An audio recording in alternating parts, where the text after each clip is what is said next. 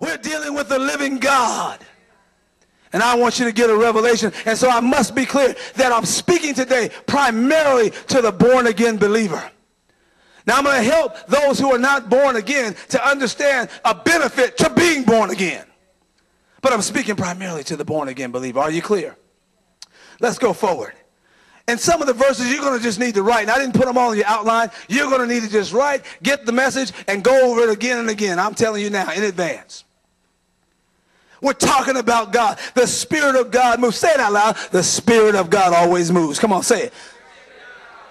Come on, one more time. The Spirit of God always moves. Do you think he's stagnant? Do you think, come on, do you think that he's not moving always?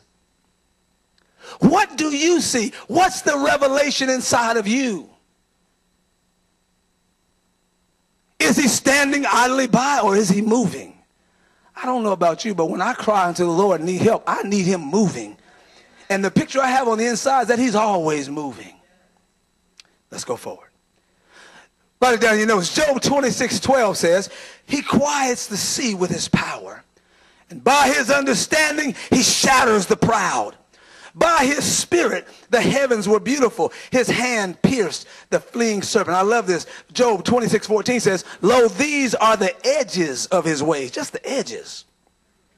But what a whisper of a word we hear of him, and the thunder of his power, who can understand? The Message translation reads, Job 26:14 reads this way. Listen to this. It says, and this is only the beginning, a mere whisper of his rule.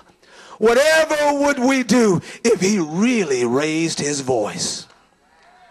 We're talking about God, people. Whatever would we do if he really raised his voice? Thank God he's so gentle.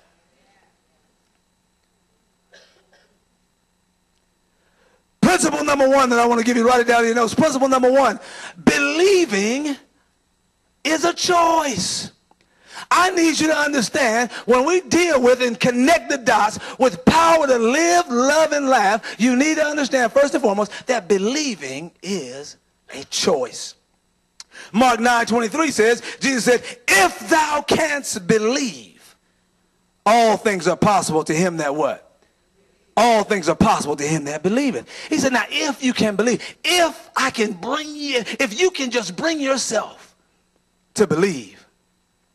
And now notice this. If thou canst believe, if you can believe. So who are all things possible for? The one who believes.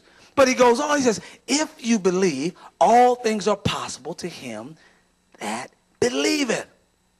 So it's not up to God. Jesus himself was talking, and he says, it's not up to me. If you can believe. So principle number one is that believing is a what? Believing is a choice. Believing is a choice. Mark that. Mark that. Pause. In fact, you're going to have to understand. You're going to have to mark some things down and go over them again and again, because we got to get through, and I need you to understand principle number one, believing is what? So if God tells you to believe something, is the ball in his court or yours? He's lurked in the dark. He's in the shadows. So now it's very unsophisticated in today's world to talk about the devil. How dare you? The devil? No, yeah, I'm talking according to the word of God, I'm talking about the devil, who is out to do one thing. Well, he's out to do three things, but it all boils down to the same thing. According to John 10:10, Jesus said the thief comes to do what? Steal, kill, and ultimately what? Destroy. Now, Jesus said that's what he come to do. Now, it'd be pretty ignorant of us to not recognize what he comes to do. But he went on to say, but I have come. He's telling us what the thief has come to do. Steal, kill, and destroy. But he says, but I have come.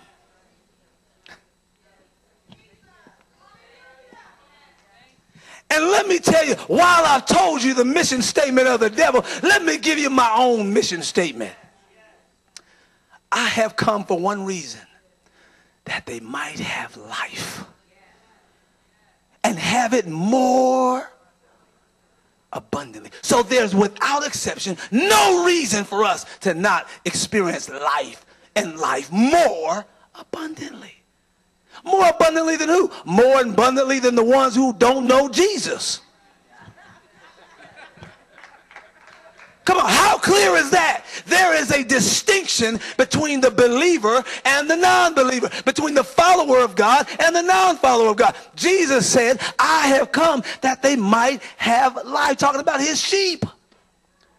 Now, what I'm trying to get you to understand here is this. It's time to experience life for real. Not part-time, not sometimes, not up and down, in and out. It's time for you to be the model of consistency. And I'm not talking about existing, I'm talking about living. Not just living, but abundantly living. I'm not talking about your next house. Please understand. I'm not talking about your next car. Please understand. I'm talking about abundant life from the inside out. I'm talking about, listen, when other folk are going crazy, want to blow their brains out, you got the peace that's passing all understanding working through you. Not talking about some little fleeting car. Man, people put their trust in houses and trust in cars, and a hurricane come through and blow that mess down. Now what? Now you want to blow your brains out? No. You let the right storm come in. Put no confidence and trust in no house, no car, some land. You got to be kidding me. When it's all said and done, send me into a desert all by myself. Just give me a little water, please. Give me a little water. But send me into a desert all by myself. Me and God going to have it. We all right. We all right. Why? Because the abundant life is working on the inside. Not a dry place to be found. Why? Because the Spirit of God is moving.